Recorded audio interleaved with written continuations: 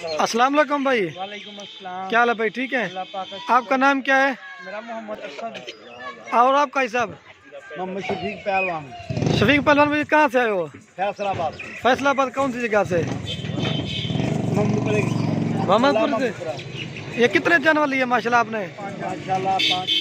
ये माशाल्लाह 2 बकरियां हैं और जो है ना 3 बच्चे हैं। ये है भाई साहब की बकरियां।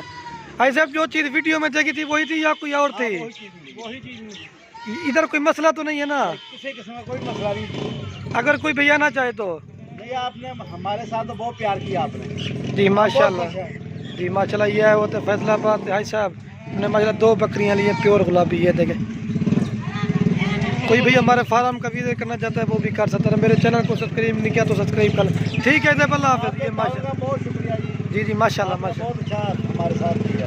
ये होता है माशाल्लाह। जो चीज़ वीडियो में दिखाई थी वही चीज़ दी है, आप लेके जा रहे हैं। ये स्पेशल लेने के लिए आए थे ना? ये कितने दिन से आप वीडियो देख रहे थे? तकरीबन 3-4 माह।